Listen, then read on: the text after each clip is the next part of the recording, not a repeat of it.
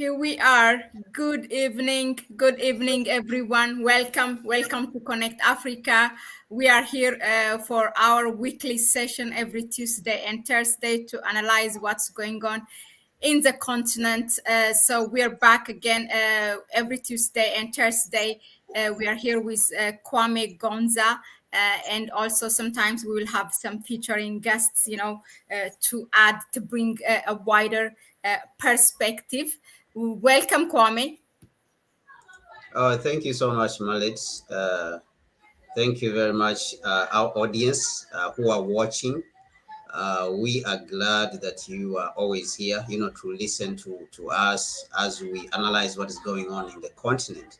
Of course, you make us what we are. Without your support, you, the viewers, then we will not be able to do this. So we encourage all those ones who are watching for the first time to invite others, but they should first subscribe to the channel and then like the video and then share it with others, definitely, so that we can also be encouraged to fight for Africa, our continent. Thank you very much, Malet.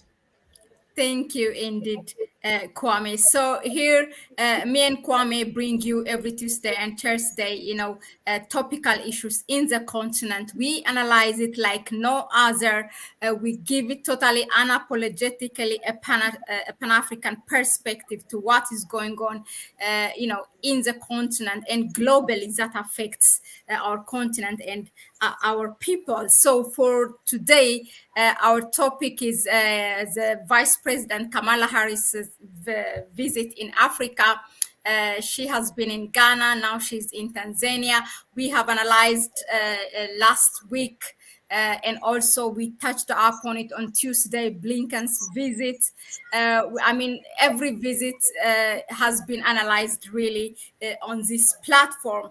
Now, what is Kwame? What is your view? The vice president's visit and the continuation of U.S. policy engagement in the continent. What is new this time? What did Kamala Harris brought to Africa? Thank you very much, Malet. Yes, the Vice President of the United States is in Ghana. She started her, 3-day visit a few days ago. I think it was on Monday. Yeah, she started the visit on Monday. She came to Ghana. From Ghana, she will go to Tanzania, and then from there she will go to Zambia. These are the countries which have been carefully selected, and her visit definitely is a continuation of the United States policy. We have seen in the past that a couple of heads of state, from diplomats, White House diplomats from the United States have been frequenting the continent. You can talk of Secretary Blinken. You can talk of General Langley, who is the head, the commander in chief currently of AFRICOM, who is also a black man. General Lloyd Austin, I think he has not been here, but we have seen Jill Biden, the wife to the president of the United States. We have seen Janet Yellen, the secretary of Treasury of the United States, also coming to Africa, and this is a continuation of that engagement process of the United States, and it stems all the way from the U.S. Africa Summit, which happened last year in December, and whether that engagement by the United States that it has tried to enhance, it has tried to increase its engagement with Africa is productive or unproductive. I think that will depend on what it brings on the table, as we shall see and examine from the previous visits of the various diplomats that have been on the continent, all the White House representatives who have been visiting the continent. What did she say? Actually, she arrived at Kotoka International Airport in Ghana, and definitely immediately she gave a speech. There was a platform which was put up behind her, aircraft, which was having the name on the back when she was giving the speech.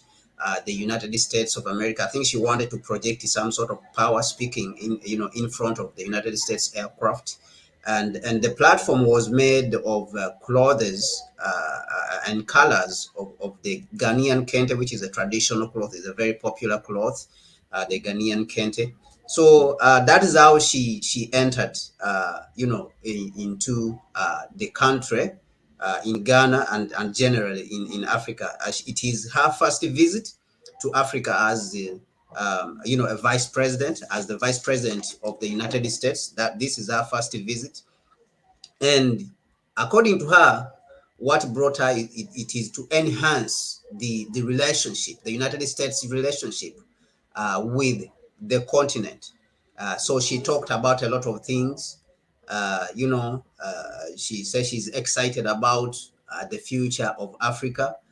She's excited about the future uh, of the African continent, including the world, the impact of the future. She mentioned that she's so excited to be on the continent, and she's excited about the impact of the future, which future already has not appeared even, but she's saying she's excited about the impact of the future. I don't know how she could be excited about the impact of the future, which is not here. And she mentioned a lot of other things about how Africa has a median age of 19, and so the African youth are going to be, instrumental in determining the future of the continent and the future of the world, because in a few years, a quarter of the population of the world is going to be on the African continent. 1 in every 4 people in the world is going to be from Africa. She spoke about women, empowerment. That she's going to be discussing how to empower women, and then digital inclusion. And then she said that she will visit Samia. She's visiting. She will meet President Akufo-Addo, but she will meet also President Samia Suluhu of Tanzania, and she will meet also President Hichilema of Zambia.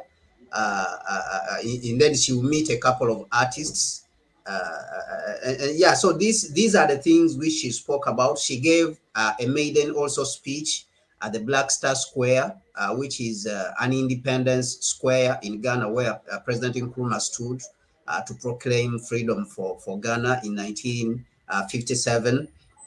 And she went as far as to go to even to Cape Coast, to the Cape Coast Castle, where she gave a speech, around 6 minute speech, and she said that the history of slavery should be taught in schools. That is what she said.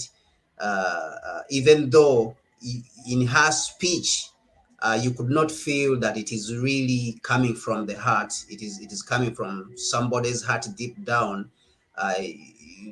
It felt like somebody who's sort of acting a little bit, acting in the position. And generally, if you look at her visit, you really don't feel that it is someone who has brought something very strong, even in the mention of what she came to do. All the things which I've mentioned for you, enhancing democracy, these are things which we believe that after 60 years of independence as Africans, these are things we believe that we have mastered and we don't really need help in, when you are talking about democracy, human rights, because these are things which we know. We mentioned a few days how Blinken was in Ethiopia, and they are still mentioning these things of human rights when our organizations internally, for example, the Ethiopia Human Rights Commission, Ghana Human Rights Commission or Uganda Human Rights Commission, these organizations are already on top of these issues. So you don't feel that there is something really strong that is new that she has brought. When you look at what she spoke about, if you ask an individual on the street, an average Ghanaian or an average African, what do you get from what the Vice President Kamala Harris came to speak to us on the African continent? You really don't get the real gist of what brought her, that she has come to, to accomplish on the African continent. Because the things that are really bothering us as Africans, are more tangible than you can talk of transient or sort of transient issues like human rights or democracy, which we are already grappling, with on the continent, even with, sometimes interference from the United States itself and its allies in Europe, who have come many times even to interfere, in how Africa is conducting itself and conducting and building its form of democracy.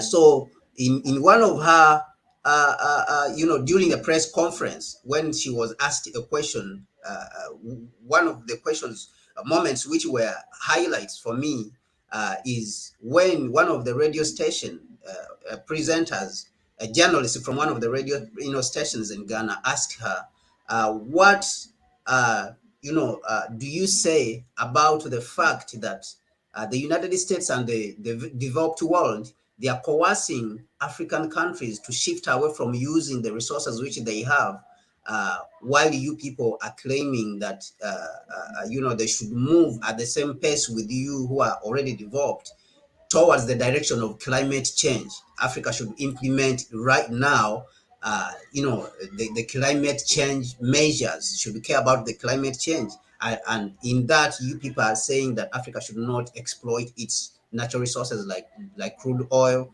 or mining the gas. And while during the Paris Agreement, the United States and its allies committed themselves to $100 billion to help the global South in fighting against, climate change. So they did not honor this pledge of $100 billion.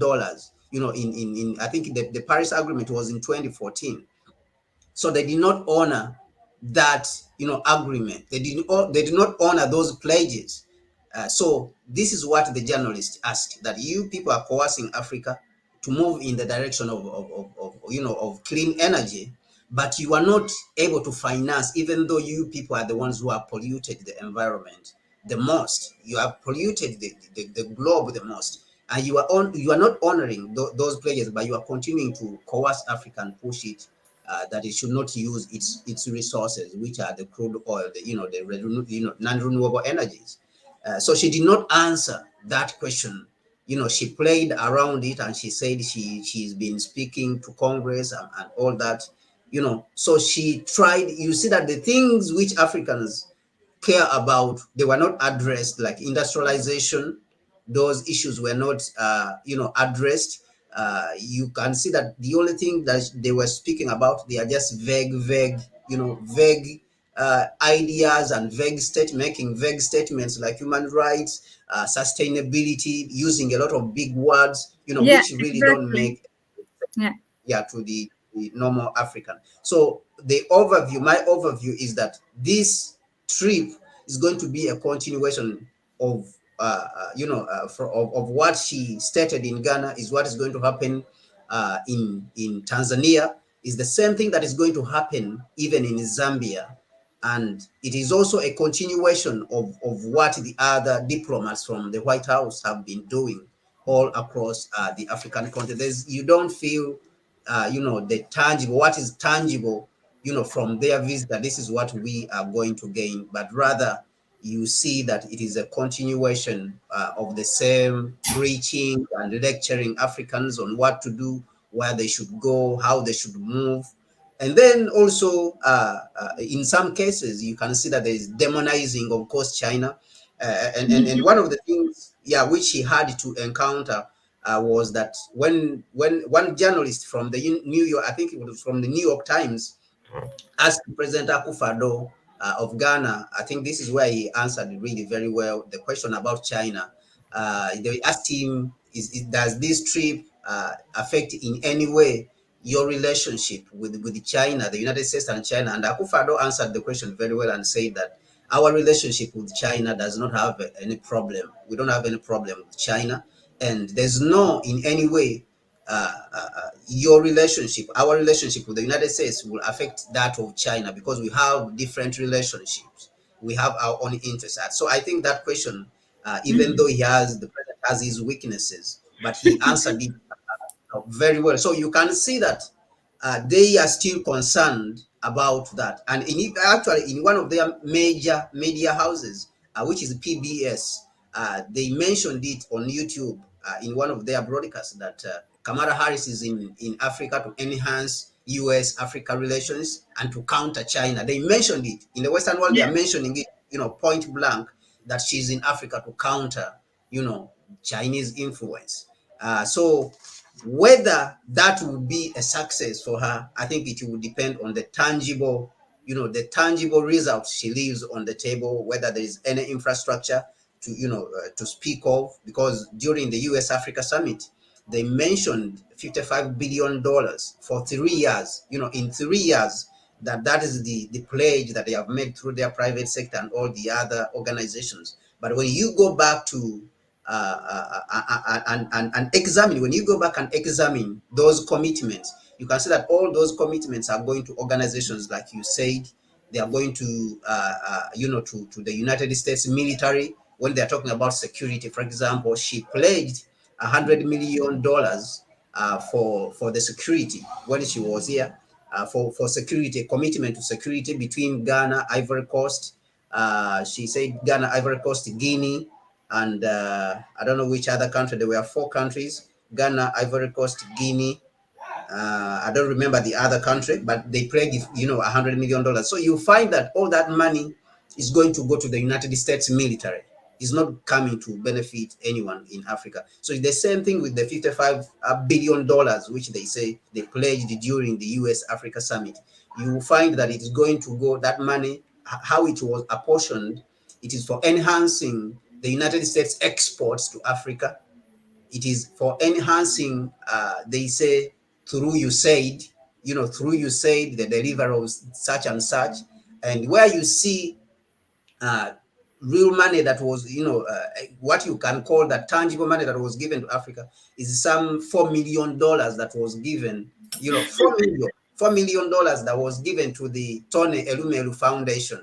So you see that all the money which they mentioned is going to themselves. It's not really coming to Africa. So this is what distinguishes the Chinese, that we see the infrastructure, we see the industries, we see the factories that have been built on the continent, and that, I think, is the Achilles heel for them. That is, the challenge that China has thrown to them. We see the CDC, Center for Disease Control Africa, CDC Africa building, huge building. We see the AU building. Even Obama is not ashamed to come and speak. Obama was in Africa. He came there and spoke at the African Union's, headquarters in Addis Ababa. This And is a I building. attended that meeting, by the way. Yes, yes, yes. So you see that they are not ashamed that this is here, and they are not contributing anything, but rather they are contributing rhetoric. So that trip, I think, to the average African, knows that there's nothing going to come out of it apart from a continued militarization of our continent and the rhetoric. That is what is going to continue. So that is what I would look. That's how I would look at her visit on the continent. Yeah. Thank you very much, Kwame, really, for that. Some of the things that, yeah, I picked or I want to highlight in when you tell us your overview is that, of course, these 3 countries that the VP is doing is, it's not a random country from the west, the east, and somehow southeast, but it's those are the presidents somehow, has been a strong ally in the past, 2-3 years, if we have seen in the continent. So it's a selected country. Now, another thing that you mentioned is how she make her entrance speech at the airport. You know, with behind the American Air Force, and then with some Ghanaian kente decorated thing. Yeah, it looks very beautiful, but also that is a place, the airport, where the military of the US is present and guarded. So it's symbolic. Yeah, it's very, it tells, it says a lot by itself for her to choose that platform. Maybe that's where she feels safe, and maybe that's what the most important thing is for them. And then another thing you mentioned is, yeah, they no more are ashamed. I mean, they say it's, as you said, point blank. They are here sending official after officials to counter that Africa China relationship. Yeah. You mentioned one thing that, if you speak, you said, to the average or any ordinary person, on the streets in Accra, there's nothing, those terminologies that the VP is throwing will relate to the people like me and you on, any African on the street. So just, quickly tell us, how does it, are they welcoming to the US, to the American vice president? What is their view? What is the talk on the streets? When you actually, if you go and ask an average person who Kamala Harris is, or you go and ask who is the vice president of the United States, the average person really doesn't know who is the vice president of the United States. So, and in addition to the fact that she's not bringing anything much that you can talk of that is going to change the country fundamentally. Maybe there is a 600-kilometer road, or there's a factory, some factory that is being brought, that she came with investors who are going to build a factory, this and this, a particular factory, or a railway line, or any major infrastructure which you can speak of. I think that is what puts her, out. That when you go and ask an average person, how do you feel about the visit of the vice president of the United States to Ghana for the last 3 days? The person will tell you that I don't even know who the vice president is. I don't know what she has come to do. What did she come to do? So what maybe a few other people would say is that she has come to promote homosexuality, in the country, because those are the things which they know that these people, they come here to do. The average person would tell you that if the person is coming from the United States and is a United States official, that person has come to promote homosexuality, in the country. That that one, the person will tell it to you, but they will not tell you that the person has really, brought anything tangible. And even from her speech, the speeches she gave at the airport, the speeches she gave at the Black Star Square, the speech she gave, at the Elmina Castle, where the slaves were being taken from. Even though she spoke about history, like this painful history of slavery should be taught, but in societies like Ghana, even that history is not taught enough. Otherwise, if that history of slavery is taught, I don't think for the average, she would have. I don't believe that she would have stepped even from her plane to step on the ground if the history is taught is taught enough, because the people would be angry with any United States official if they stepped down at the airport. So that is the feeling which I have about the people. People are going about their business. So if anything, they just continue to have that relationship with the ruling class in the country and build that strong relationship with a group of people who they have identified that these people are serving the interests of the United States even though it is at the expense of the majority. As we have mentioned in the past, the major countries that are occupying, the most important sectors of the economy in Ghana, the major exports, for example, cocoa, Mhm. uh, you can talk of oil, you can talk of gold. All these, these companies are attached to the United States, Canada, and Britain. So when they are pushing, these are the interests actually which they are pushing, and it necessitates them to work with the middle class and the ruling class in the country, and then and to continue to parrot that narrative of democracy.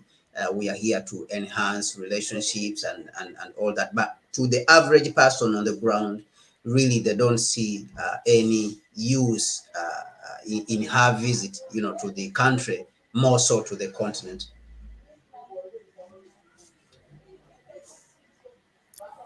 Thank you. Thank you, Kwame, really, for that.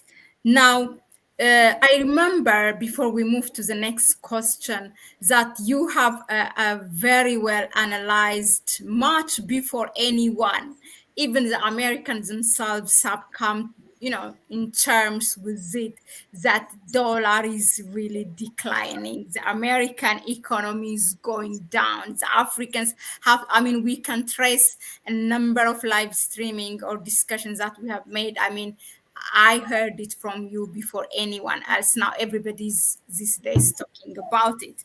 Now that brings us, to the question: how can we?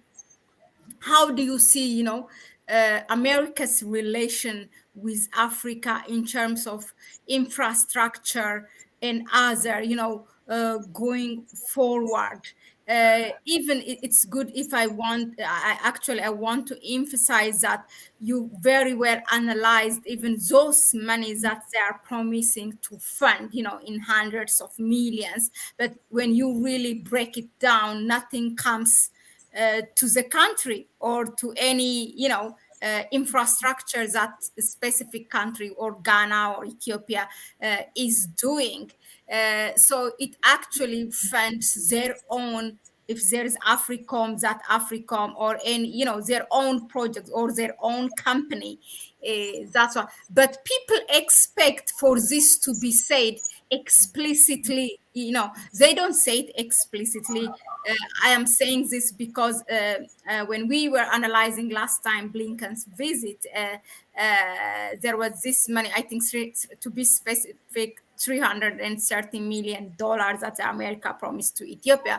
But when you see it, they don't have to say it explicitly, but we know that immediately if there is a purchase of a certain American product, then that money is going to fund there. So you touched it also with, with the promise they made to Ghana, how you have break it down. So now please walk us through how it is going to be the relation between US and Africa in terms of infrastructure and, as a relation going forward.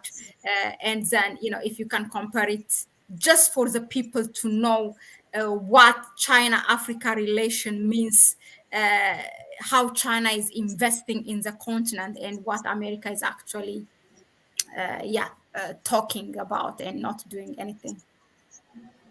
Yes, thank you, Malet, also, once again. On the issue of infrastructure, like we mentioned, like we analyzed and we examined her visit, you can see that in the speech, there's nowhere where she mentions anything about infrastructure, that we will work with you to build maybe this major infrastructure on the continent. And even on the US Africa Summit itself, the only major infrastructure that was officially mentioned is a highway, in Niger. That is the major infrastructure which they said that they are going to build. But other than that, uh, out of the $55 billion that was mentioned, uh, the money is still going to things which Africa doesn't care about and which Africa has been rejecting. uh, ever since the 90s and the start of the 21st century, Africa has been saying that we don't want aid, we want to do business. Okay, and you hear that narrative seeping into even some of the speeches of the United States diplomats. You hear it, but they don't back that up with action, and that is the tragic thing. And me, that is why I many times feel sorry for them when they come with this narrative of countering China on the African continent, because China is really not talking about them. China is really doing the work, and that is the difference. So this is where you see the difference between somebody who's talking and someone who's doing the work.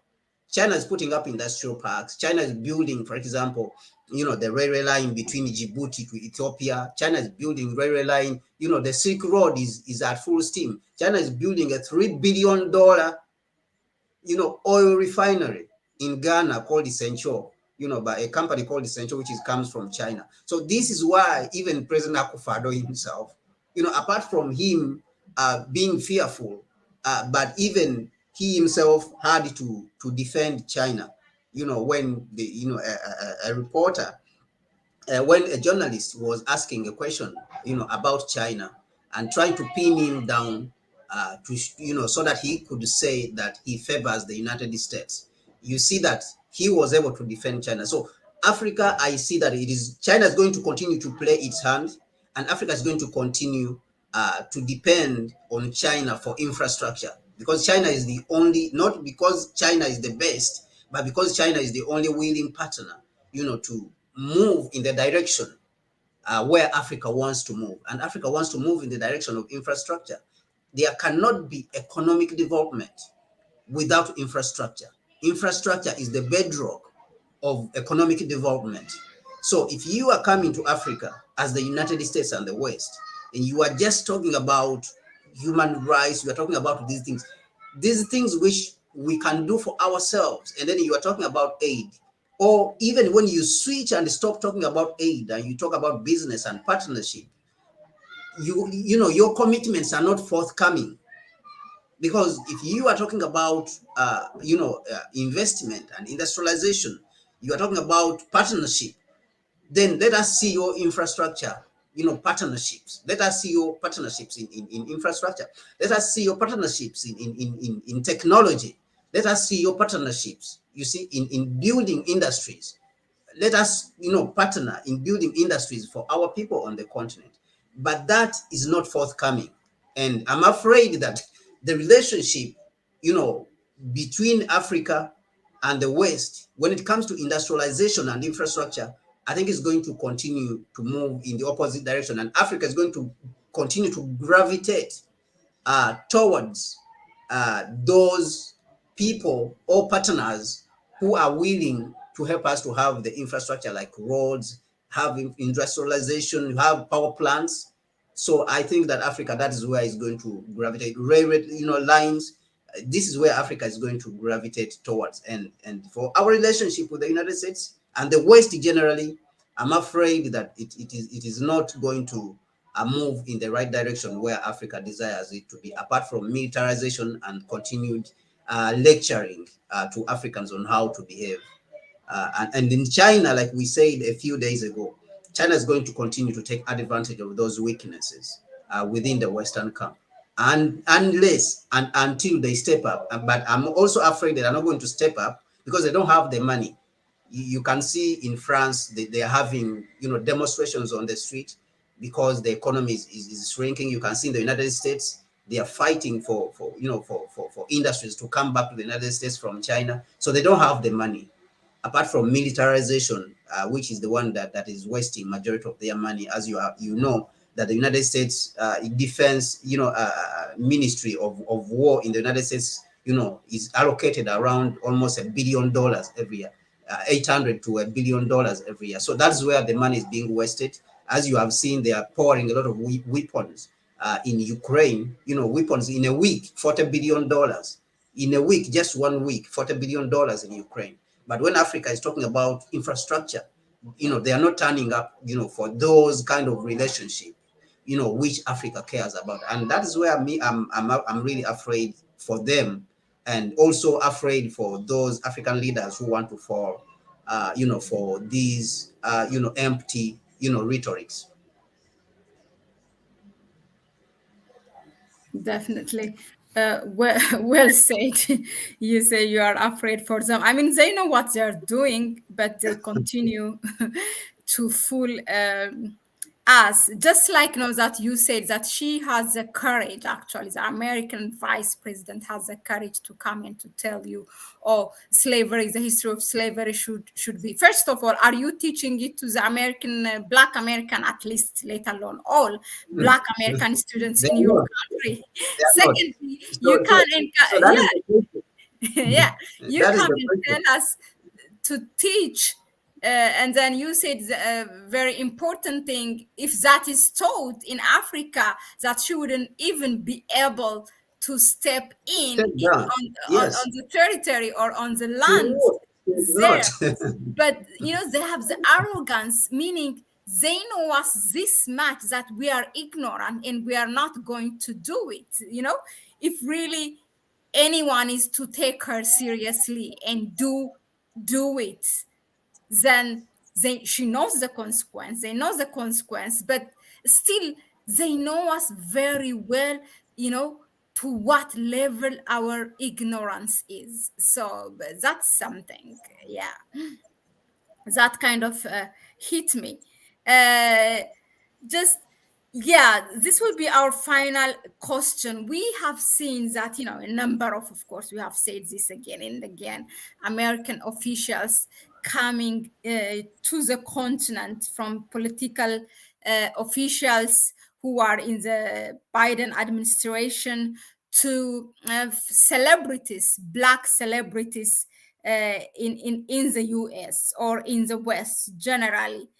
Is there any collaboration or anything that we should expect, from from this starting? We have seen some movement, even where Nana Akufo-Addo attended some celebrities of African diaspora meeting and others. What are the results? Is there something practical or tangible out of it? I mean, I have to mention that Ghana is actually the number one destination for a number of African American or any African descendant in the West. That's where they see themselves settling, if they want to settle. Uh, but yeah, is there anything? I mean, Yeah, yeah. Even President Akufo-Addo himself tried to take advantage of that relationship, of course, between the diaspora, the African diaspora, and the continent. Even Kamala Harris herself, she mentioned it, that the diaspora Africans should be taught this history of slavery. Of course, they mention these things, but she doesn't mention it when she's in the United States. You see, because she's far from home, she knows these things are not going to happen.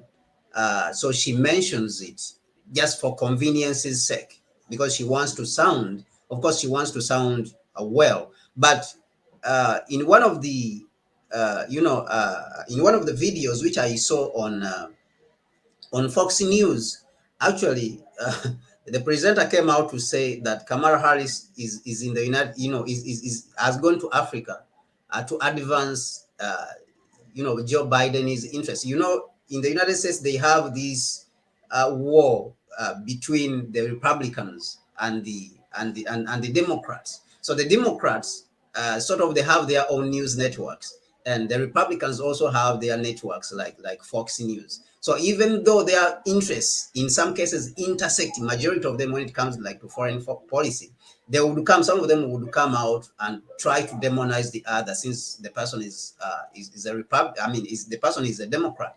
So Fox News is looked at as a Republican network. So that is why you have people like this guy is called, who I've forgotten his name, who's always criticizing the Democrats in the United States.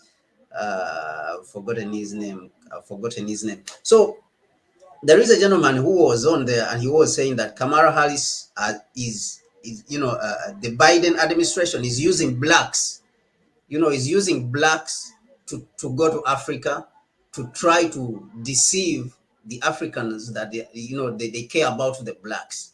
And this we started actually seeing it starting with the US Africa summit, that a lot of blacks were fronted, in these conversations, blacks who are occupying, particular positions, various positions within the Biden administration. And of course, one of them being, Kamala Harris, who looks black, but of course the mind is white. We have people like Lloyd Austin, who is the Secretary of Defense, who is a black man. We have people like General Langley, General Michael Langley, who is the commander of the, a U.S. Africa Command, which is based in, is based in Stuttgart in Germany, but is trying to establish itself strongly on the African continent, as we have seen in the past that they are trying to establish a major base in Zambia. Or even Kamala Harris, of course, she says she's passing in Zambia. So you can see the reason why they are passing and going, to Zambia. So these black faces have been fronted, people like Linda Thomas, who's the representative of the United States at the United Nations. She's black also. So these black faces have been put out there to try to convince Africa that the US is a friend to the Africans. And you can see that she also came with people like Idris Elba, the actor, the movie actor. They have been moving around with the musicians and stuff like that, who have, these black faces. But this also happened even in history, all through history. This kind of thing happened. When you go back to slavery, there is a group of people who acted with the whites, to be able to capture the blacks, as to capture the Africans as slaves and send them. When you come to colonialism,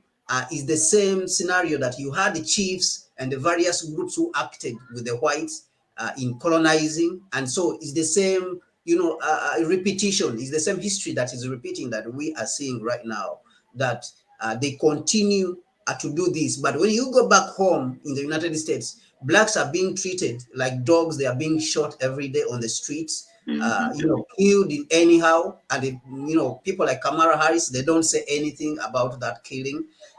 They are being imprisoned.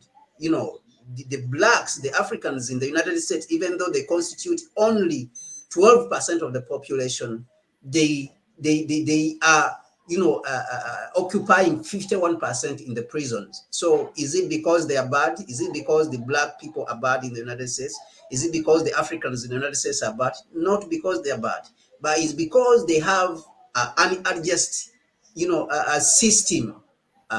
Whether it is the justice system, the law, the courts, they are very corrupt. Whether you are talking about, the police, whether you're talking about all the institutions, they are racist institutions. So when you say that you are coming to Africa to strike up, to enhance the relationship of the United States with Africa, why don't you first enhance your relationship with the Africans in the United States? So this is the question everyone is not asking. Why don't you first improve the condition of the Africans in the United States?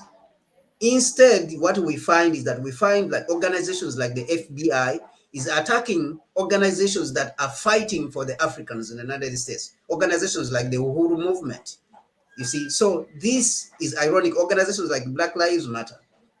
So you find that instead of improving the lives of the Africans in the United States, these United States and its administrations, the various administrations, whether it's the Democrats or the Republicans, they are instead attacking the interests of the Africans in the United States. And then they jump around and come to the continent and say they are trying to enhance their relations, their relationship with the Africans on the continent, when they have not enhanced that relationship with the Africans in their own country. So I think this is where it becomes ironic, and I think that however much they use the black faces, which they have, of course, attempted to do, I think that the Africans on the continent have waken up, to the reality due to the information that is flowing. Information is flowing every day. Right now we are living in an age where information has been democratized, that if something happens in the United States, like what happened with the killing of George Floyd, Sandra Bland, and all the others that have been killed and they are shooting every day, on the streets. These things are happening and we are watching them as Africans. So I believe and I think that Africans cannot be lied to in that kind of manner anymore, unless they continue to team up with a few who are going to continue the colonization on their behalf on our continent. But I think that as Africans, we are waking up slowly by slowly. Our people are waking up to these realities. Thank you very much, Kwame, really for that and for bringing, that points how they are putting black faces in front, to think that, okay, now this is going to work for you because it's coming from the mouth of an African person. But yeah, I think Ethiopia has been a perfect example, just a recent example in what we have been going through from November 2020, ever since that 2 years war started. I call it throwing black faces, throwing black faces into their project and manipulation program. What they do is, first, when there is a regime that they don't like, or a leader who These happens. days, sorry for interrupting. These days they call them the clever blacks. Oh, These days, really? yes, that's the The name. mainstream calls them like that, or Yeah, people like us on the digital media? yeah. Within the Pan African world these days, they call those people the clever blacks. They try to think that they are very smart. Oh, well, like in inverted commas, that should be the Yes, clever of course, in black. inverted Yeah. commas, the clever blacks. These are the All right. clever blacks. Okay. Interesting. Good to know. Yeah. So what they do is, first, when there is a leader that happens to be a Pan-African leader, then they start to demon. This is always their steps. I mean, they never change these steps. They demonize it in every possible way, that leader.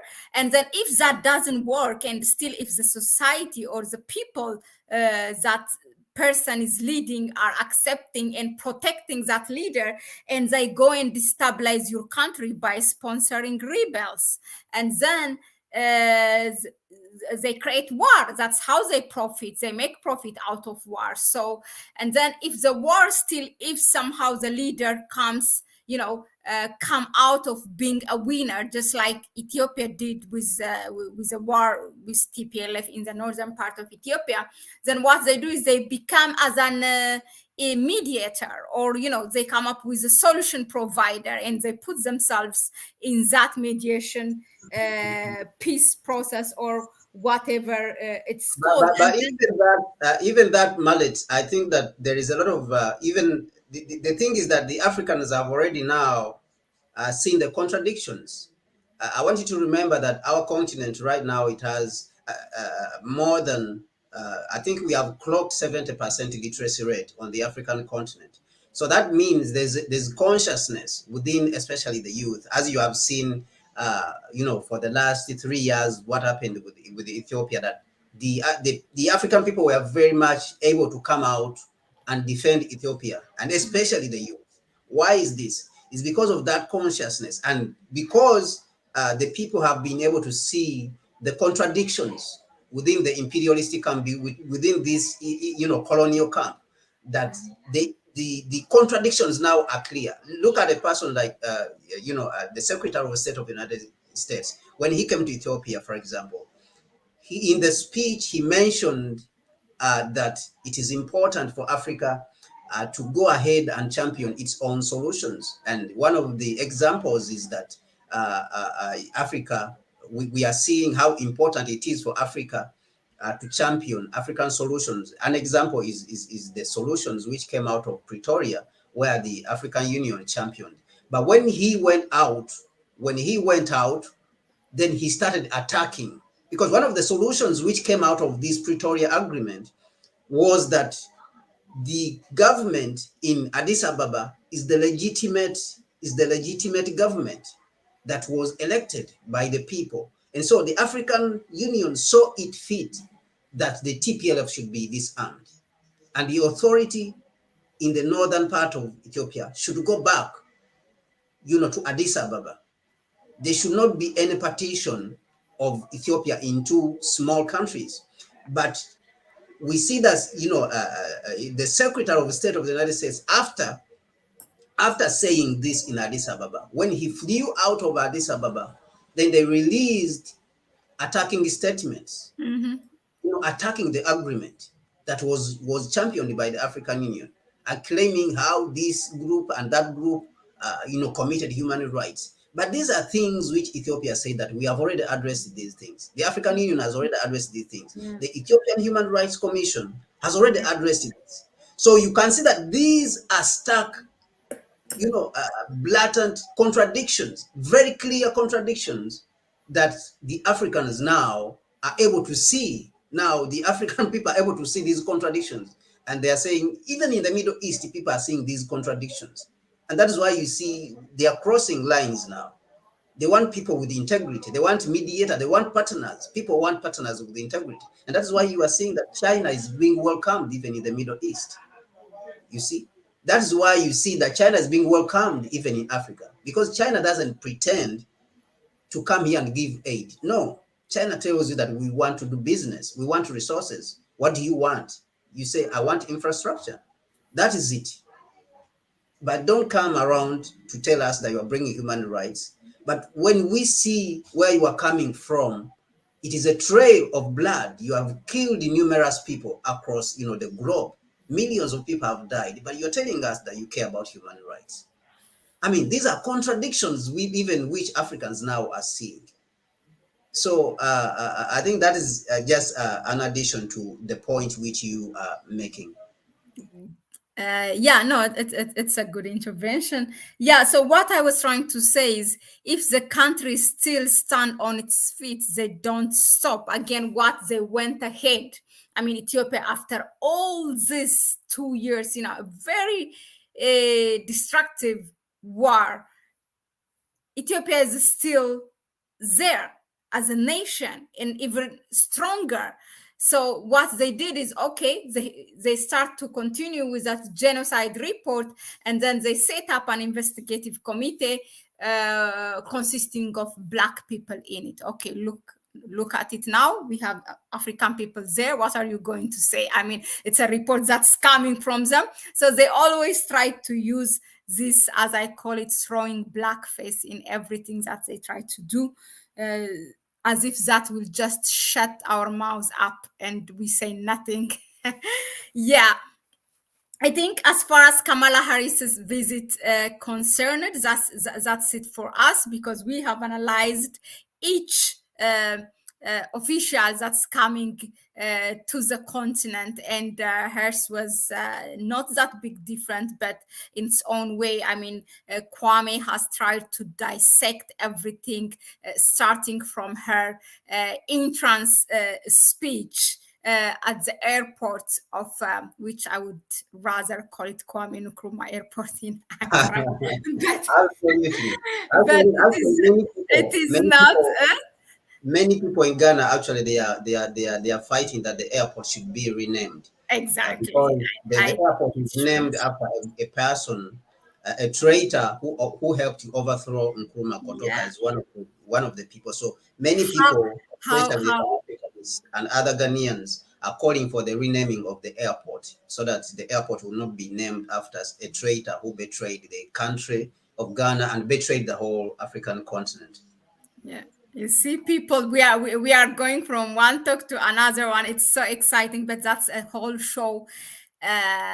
Again, another show. It's a big topic. It's not only in Ghana, also in other countries. How we are, what do you call? There's a friend of mine, Ethiopian, very Pan-African, who wrote a book, Native Colonialism. It's a powerful book, Native Colonialism. That's what we are doing, by doing. How disgraceful are we to rename, the airport by the person who has thrown. Anyway, but yeah, Kwame has dissected everything, Kamala Harris' presence in Ghana, from her speech to the questions that are raised in the briefing room. Yeah, so that's it for us. But I would love to give a shout out. Some of the comments here. We have Sinovia Ridley, who said that there is a new Africa now. Technology is here, and now American leaders are failing farther behind.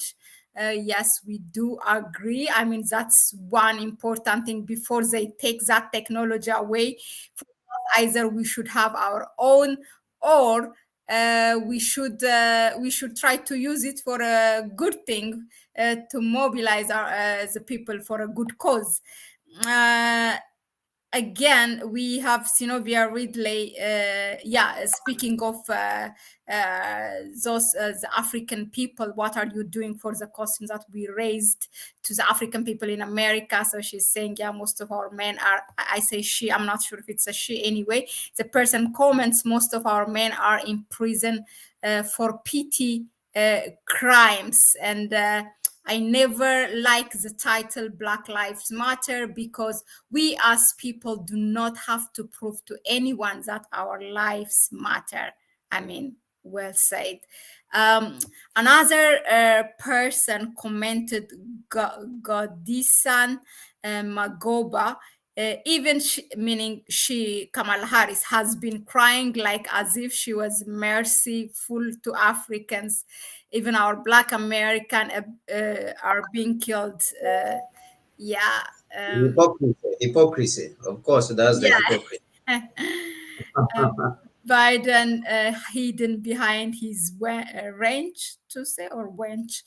Okay, yeah, they should go back Africa now. They know who their friends are. Definitely, Africans are showing that to the West. I think as we speak, I'm sure behind closed doors, the West is revising their relationship amongst each other, and also their relation with Africa, and how they have to move. They can no more, fool us. You cannot fool one person every time. You can. There was this song of Bob Marley. You can fool some people sometime, but you can't fool all the people all the time. Yeah. And again, another reggae song, actually, for those black faces. There's a singer, I think it's his artistic name, called Bounty Killer, but the Bounty chocolate, it's on top it's black, but inside it's white, so that's how they call the those people. So he called himself Bounty Killer. Anyway, yeah, that's it for us. We'll be here every Tuesday and Thursday, bringing you anything topical in the continent, or that affects Africa and Africans. So, but if there is anything urgent, we will come and analyze it, give it a Pan-African perspective. That's our prior, our first, second, I mean, our everything. That's why we are here. Everything should be looked at from the Pan-African perspective. Unless we think that way, what's happening in Ethiopia should be looked at from an African perspective. Same thing in Kenya, same thing in Ghana, same thing in South Africa. Only that way, we will try to nurture that long-term goal. We want to achieve the unity of Africa. But of course, you can come and comment, give us an idea what you want us to bring also to you, and then we do our homework, we do a research, and we bring it to you. Please share this. We do it like no other. I'm not really boasting about it. We do analyze it unapologetically, and we do our homework. Please share this with your friends, with your family, if you, of course, like what you heard today. And yeah, and we will keep, maybe I will leave that for Kwame. We always put on the comment section some petitions. Kwame, over to you. And yeah, we close it. Yeah, thank you very much, Malit, and thank you everyone. From the bottom of my heart, everyone who's watching the channel. So all the support you give us on this channel is what will also strengthen us to keep going forward and fighting for our continent. We don't only stop at analyzing these issues, but we are also on the front line trying to find solutions to the predicament of our continent. And that is why we have Connect Africa. Connect Africa is not just a YouTube channel, but it is a full-fledged organization which is working on the ground. So any support which you can come up supporting the channel itself and sharing with others is support to that work which we are engaged in, me and Mallet and all the other colleagues that we are working with. So we have petitions. These petitions, they have actually been supported by Piero Lumumba Foundations. They have been supported by Sister Shanice. They have been supported by even Dr. Susan of Pan African Daily TV. They have endorsed these petitions. So the petitions, we are calling for a unified African continent. We are calling for a single passport on the African continent. We are calling for a single military and the stoppage of wars on the African continent. Those petitions, Mallet will put them down in the description and the comment. Go out there, sign them, share the video with other people so that they can come and subscribe to the channel. Subscribe to the channel if it is your first time, to watch, to come to this channel. If you're watching without subscribing, subscribe and like so that the YouTube algorithm can recommend the video to others so that we can continue to push the African narrative, because the African narrative right now is nowhere. We don't see the African intellectuals, pushing the African narrative. And so that is where we felt that we are indebted as a people, that we should push the African narrative also. And these are the tools that have been given to us in our generation to push the African narrative. And do that, share the channel with others, sign the petitions. Yes, yeah, the channel is called Connect Africa. Yeah, continue to share it and like what we are doing. Go out there and watch all the other videos which we have done. Great analysis which we have done in the past, all on this channel, numerous of them. So we want to thank you once again for watching. Until we meet again next week on Tuesday. We said on Tuesday and Thursday we will be here all through every week. Every week we will be around on Tuesday and Thursday to be able to bring you not only analysis of the continent and the various actors who are playing on the continent, but also the news which is happening on the continent. Anything that is happening our continent and our people, even across the globe. When we are talking about Africans, we are also talking about people of African descent, African Americans in the United States, Caribbean.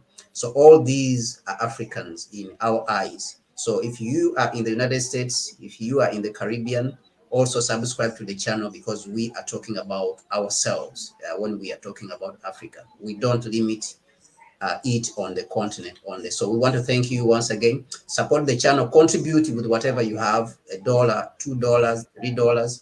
Reach out to Mallet and contribute to the work that we are doing. We said on the channel and even on the ground in the organization. Thank you very much, Mallet.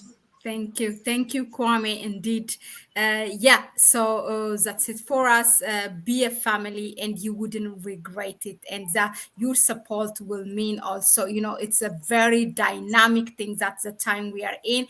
Then your support will enable us to be here, perhaps daily on a daily basis, and analyze things and talk with you guys, have a chat, a question. So we will be able to do more. Yeah, have a good evening, have a good weekend. Until next week, bye bye.